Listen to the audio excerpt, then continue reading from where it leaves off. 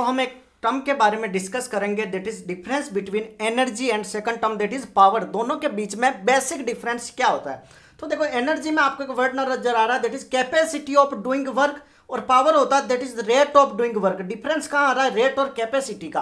Capacity मतलब किसी भी चीज की कैपेबिलिटी, क्षमता, कार्य करने की क्षमता को हम कहते हैं दैट इज ऊर्जा, दैट इज एनर्जी, उसको हम कहते हैं दैट इज ऊर्जा। लेकिन पावर की बात हो रही है that is rate of doing work, कार्य करने की दर को पावर कहते हैं, ठीक है, रेट ऑफ डूइंग वर्क। और ये किसके रेस्पेक्ट में चलेगा, टाइम के रेस्पेक्ट में निकालेंगे भैया कितना टाइम कर रहा है।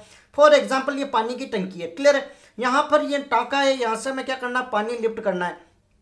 1 HP की मोटर आ गई, एक आ गई 2 HP की मोटर, हम कहते हैं ना HP हॉर्स पावर, ठीक है। तो पावर को वैसे किसमें मेजर करते हैं, that is in what, clear है। और 1 हॉर्स पावर में होता है that is 746 what. 1 horse power में कितना होगा, 746 वॉट। यहां से कई बार क्वेश्चन पूछा गया है कि 1 हॉर्स पावर में कितना वॉट होता है, तो 746 वॉट होंगे। अब अगर 1 HP की मोटर लगाएंगे और एक अगर 2 HP की मोटर लगाएंगे, आपको पता है कि 2 HP की जो मोटर होगी वो ज्यादा पानी को लिफ्ट करेगी। मतलब आधे घंटे में अगर ये 50 लीटर भर पा रहा है 1 HP, तो आधे घंटे में 2 HP वाली 100 लीटर पानी भर देगी, ठीक है। तो पानी अपना कितना ज्यादा लिफ्ट हो रहा है, कितना फास्ट हो रहा है, उसी दर को बताता है, मतलब टाइम के रेस्पेक्ट में, क्लियर है।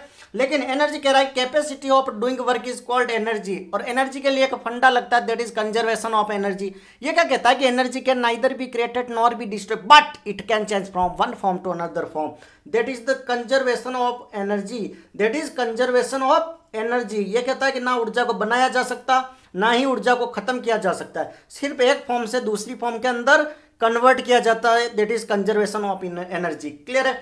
Okay, now come to the most important point. 2 तरीके की होती है, वही हमें पढ़नी है, काइनेटिक एनर्जी, सेकंड होती है दैट इज पोटेंशियल एनर्जी। इसका फॉर्मूला होता है mgh, हाइट के रेस्पेक्ट में वेरी करती है।